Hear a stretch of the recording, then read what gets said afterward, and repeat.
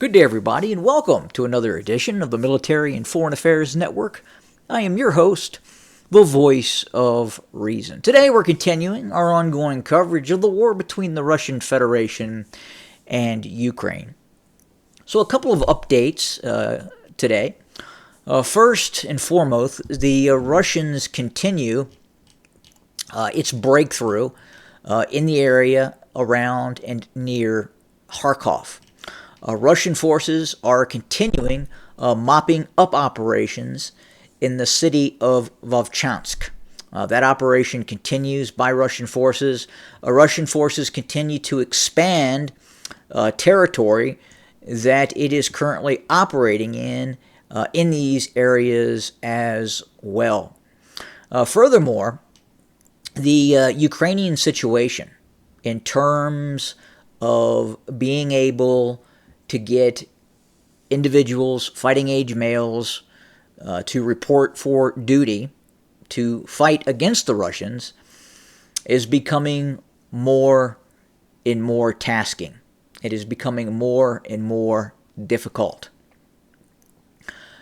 There are reports now that indicate the Ukrainian state is and continuing to conscript individuals directly off the streets in various Ukrainian cities. This means that a van or a military truck with members of the Ukrainian National Guard or police forces are essentially abducting and forcing fighting age males in Ukraine to be conscripted into the military. Now, we have seen video evidence that indicates some of these abductions, some of these individuals that have been pressed into service, are receiving no more than a week's worth of training. Now, we're trying to obtain clarity on what exactly is happening. Are these individuals that have gone AWOL? There has been an increase in the number of absent without leave taking place within Ukrainian forces. As we have reported earlier, the morale of the Ukrainian military is at an all-time low. We saw earlier that the Ukrainians were pleading for U.S. assistance, Western European assistance, in terms of needing weapons and equipment.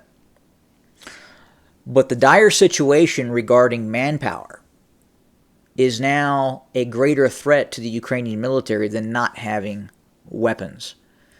And part of that is this decreasing morale of the Ukrainian military. And going back to some of those original reports that we have received, in which Ukrainian servicemen that are stating on video that they have been conscripted, they have been pressed into service, they have received very rudimentary training, and in some cases, many of those soldiers have been KIA'd or wounded on the battlefield. And that continues. And we're seeing it all across the front lines. Obviously, some units in the Ukrainian military are treated much better in terms of training and equipment than some of the other units that are fighting on the front lines. So we're watching this very closely. We're trying to ascertain more in terms of exactly what is happening in regards to the policy of the Ukrainian state to do these snatch and grab operations where they grab individuals off the street and then press them into military service. And once we have more information about that, we will provide that information to you. But that is an ongoing issue right now that is taking place inside of the Ukraine.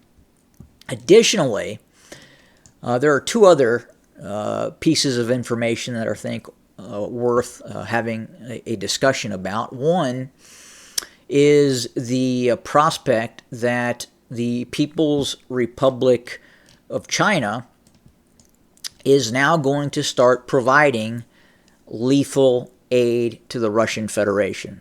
So what does that mean?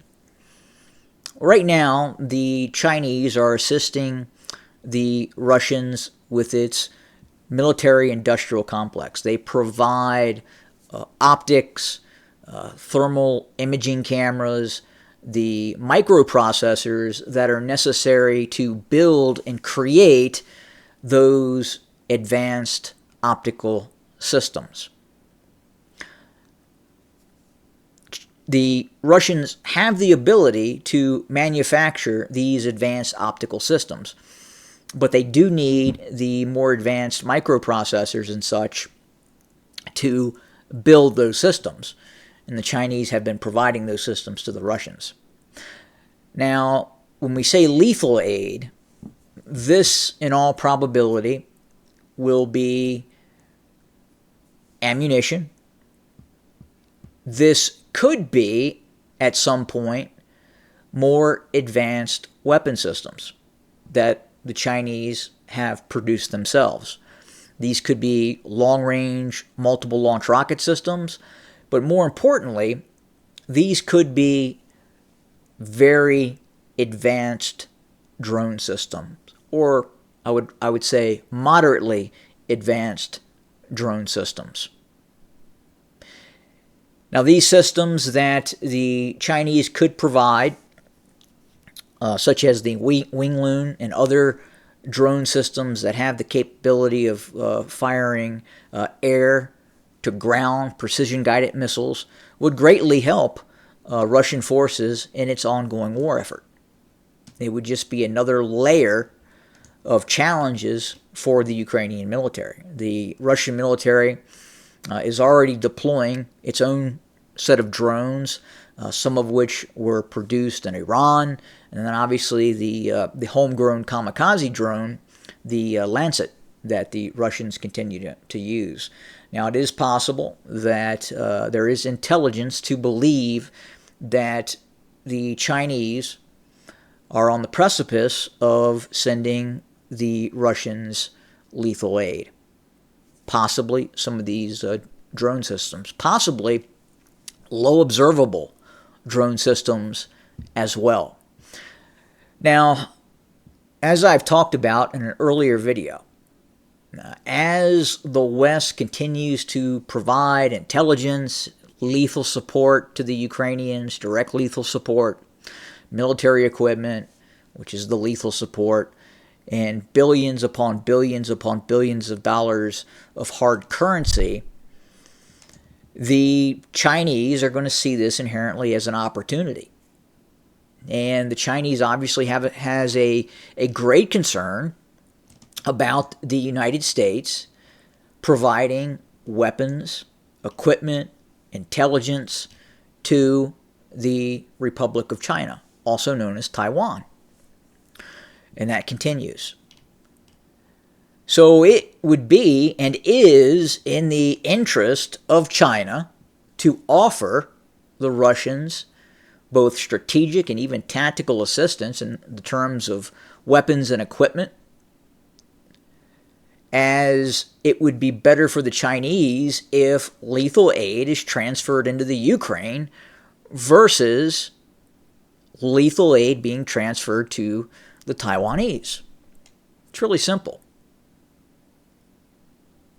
It's very simplistic in the way the Chinese are now viewing this. If Russia is not at war with Ukraine, and Ukraine seeking and getting massive assistance from Western powers, then those weapon systems inherently won't go to Taiwan. Some will, some won't. But at the end of the day, in terms of a cost versus benefit, the Chinese see this as a benefit to help the Russians fight against the Ukrainians in the North Atlantic Treaty Organization. So that's going to continue. and it's probably going to increase. Again, going from microprocessors and other systems that the Russians need to complete weapon systems that will be sent to the Russian Federation. Now, additionally, the Russians have started tactical nuclear weapons exercises. This involves the use of tactical ballistic missiles that can be fitted with low-yield tactical nuclear weapons in the range of 0.5 kilotons all the way up to 30 kilotons. These are battlefield nuclear weapons designed to engage and destroy corps, brigade, and divisional-sized targets on the battlefield, especially if they are not dispersed. They could also be used, these tactical nuclear weapons, against hardened shelters, bunkers, command posts. There could also be the preparation for the possibility of direct conflict with NATO. If you have listened to some of the talk, especially from, say, the Estonian Prime Minister, I tell you, that PM is a twit. She is discussing and talking about actively the destruction of the Russian Federation. She is talking about the prospect of breaking up the Russian Federation into many smaller states.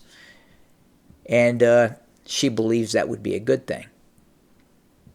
While at the same time, Estonia is actively talking about providing more weapons and even troops to be deployed to Western Ukraine to help the Ukrainians train. So here we go. Now finally, and this is very interesting, is the deployment of Russian low-orbit space-based weapon systems. These are satellite-type systems that are designed to engage and destroy hostile satellites. The Russians have been launching these systems now since 2019. And most recently, within the last few days, the Russians have launched another such satellite-based weapon system. Again, these are launched, in these cases, low Earth orbit satellites, hunter-killer satellites, designed to go after Western satellites. We know the Chinese are also using this technology, and there are reports that the Iranians as well are now investing in this technology. So as I've talked about, things continue to escalate. The Chinese will start sending weapons to the Russians. The Russians are now practicing the use of tactical nuclear weapons. Estonian saber rattling, talking about the breakup of the Russian Federation while at the same time threatening to send troops. And then finally, space-based weapons being sent into orbit. It's happening, folks. It continues. Step-by-step process towards global war. And it's coming. So that's where we're at for today. We will continue to watch the situation on the ground. The Russians continue to advance. The Russians continue to engage and destroy Ukrainian forces and degrade and especially decrease the morale of the Ukrainian military till it reaches a breaking point. So we'll have more to come very soon. As always, thank you for joining us. Have a good day.